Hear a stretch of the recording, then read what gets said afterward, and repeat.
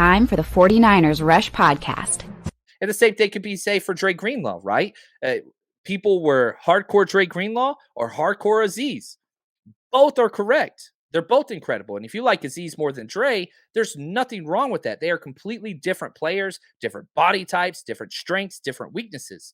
But what I can tell you, without a doubt, the 49ers unequivocally have chosen Dre Greenlaw. So much so, they paid him a 2-year extension. They paid him top dollar money. 49ers are set at linebacker for a long time. Dre Greenlaw, Fred Warner are here for the next 3 years, minimum. It's incredible. But I also remember everybody talking about why Dre Greenlaw is going to be traded. And every single time I saw those comments in the chat, I kept saying, he's not being traded, guys. It makes zero sense. And everybody's like, oh, he's going to be traded. Dre Greenlaw is a trade candidate. And I kept saying, no, he's not. This team loves Dre. Now, Jorn, is there any chance Azeez comes back? Sadly, I don't see it. You know, he's that Sam backer. Does he deserve to be paid top 20 linebacker money? He sure as hell does. He's that good. It just sucks that he's buried on our depth chart and can only come in on nickel pack or base packages. We look at what Azeez played well. He played 19 snaps, again, out of 49. How many did Dre Greenlaw play? Well, 49. Dre Greenlaw played 100% of the snaps on defense. Azeez played 19, less than half. That's just the reality. It has been the reality.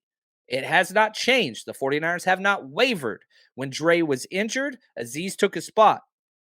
When Fred Warner gets injured, Azeez takes his spot. But Greenlaw stays at that will backer. That's not changing. And it's not going to change. And I wish you could keep all three of them, but there is no way you can pay Azeez what he deserves and tell him, hey, by the way, you're only going to be playing a third of the snaps moving forward, and we're going to have to pay you a little bit less. That's not fair to him, and I don't want that for him.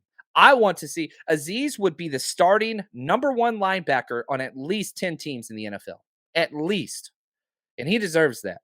Now, he also deserves the 49ers who have cultivated and developed and believed in him when other teams didn't. Brownman is an undrafted free agent. That dude needs to go get paid. My guess, he's going to make $6 to $7 million somewhere else and start, and the 49ers will get a compensation pick for it.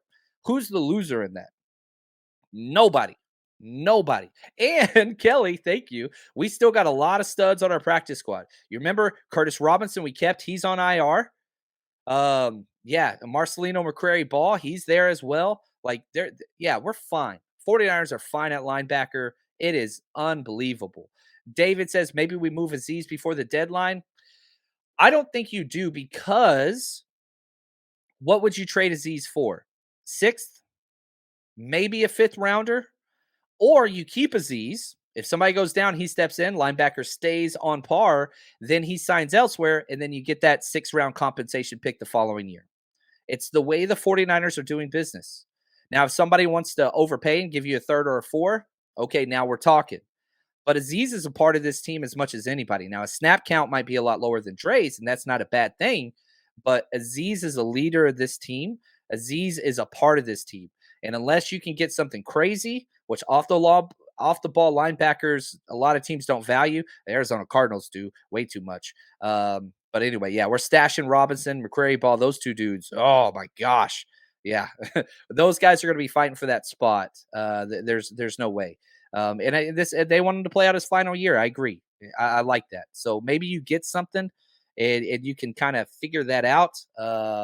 But anyway, now if we're just talking linebackers, the highest rated linebacker this week was Dre Greenlaw with a 70.3 grade. He did have another missed tackle, which that's 2 weeks in a row he's had a missed tackle. Very uncharacteristic, but he also led the team in tackles. 7 tackles, 4 solo run stops. Wasn't the best in coverage, but didn't give up as much yak as possible. Again, one of those was one of the missed tackles that he had. Azeez finished as the 10th highest player with the 68.2. Warner finished 12th with the 66.6. So, yeah, you can kind of look at those things. But, again, you look at Azeez.